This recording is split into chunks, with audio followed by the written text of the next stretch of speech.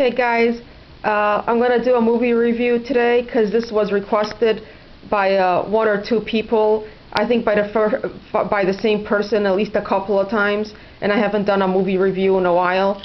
I'm usually don't like to make movie reviews because I'm not inspired enough by a movie because I'm picky in what movies I like. But this one, I enjoyed this one.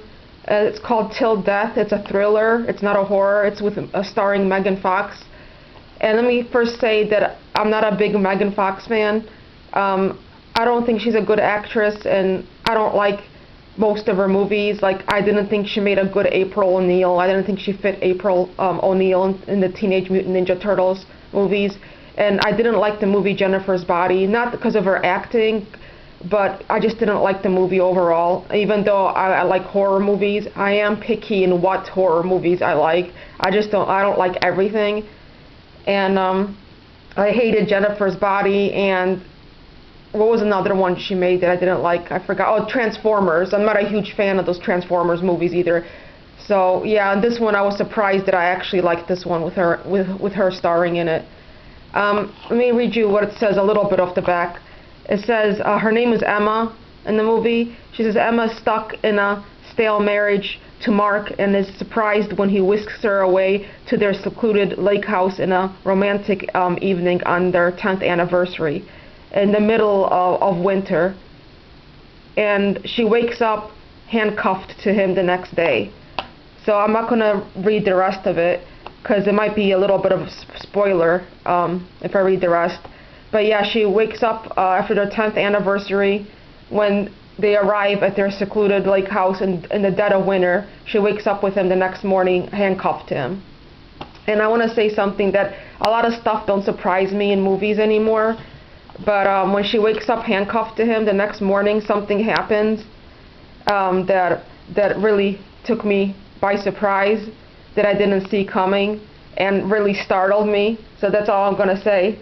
So just prepare yourself for that scene, because something happens when they're handcuffed together the next morning. I really didn't surprise it, and it happens really quick. And then I want to say this movie was released in 2021, so it was released last year.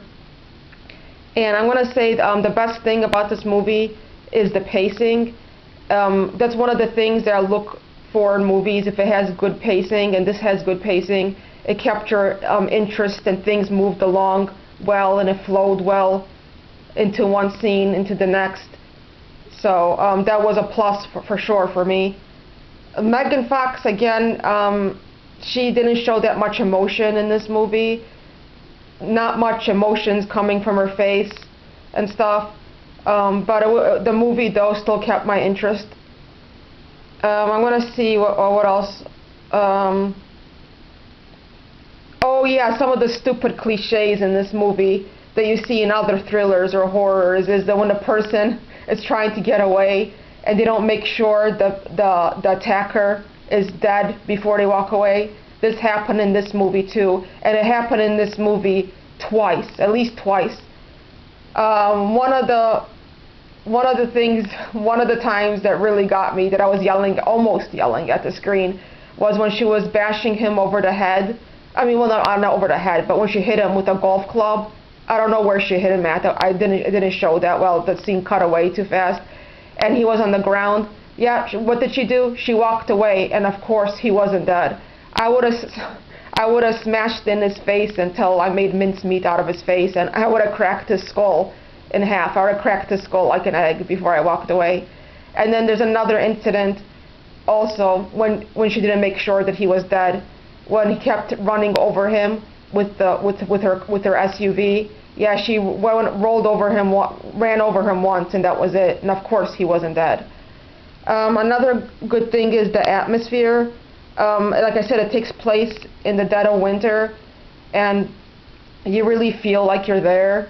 I mean, you can feel the cold, and like you're really in the movie. And this is the perfect time of year if you live like in America where we have winter. And I live in Ohio, and it's a perfect movie if you guys want to watch this during the daytime, and so you can see the snow out the window while you're watching this movie.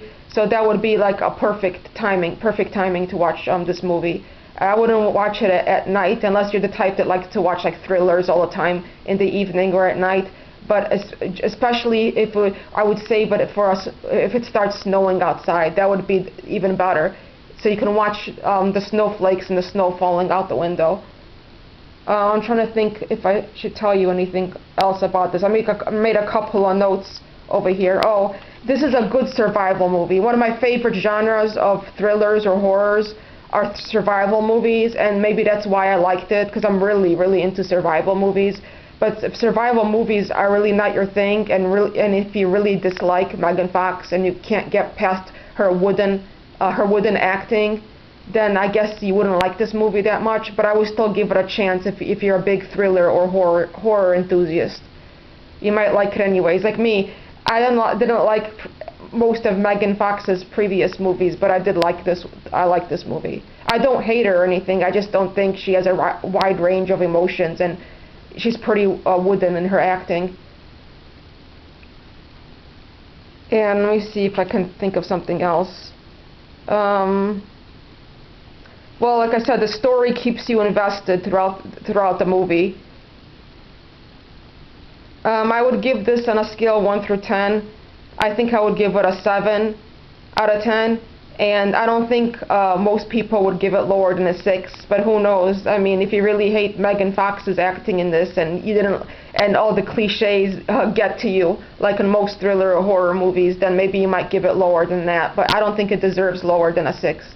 But I think I'm going to push it up to a 7, because I really like survival movies, and this is the first movie that I really liked Megan Fox in. She did another movie called Rogue, where she was a missionary in a different country. I don't know if she was in Africa or not, and she played like some military person, and she was a missionary. That one I thought was actually average, not horrible, in my opinion. I know that's messed up. Like, I liked it better than Jennifer's Body for some reason.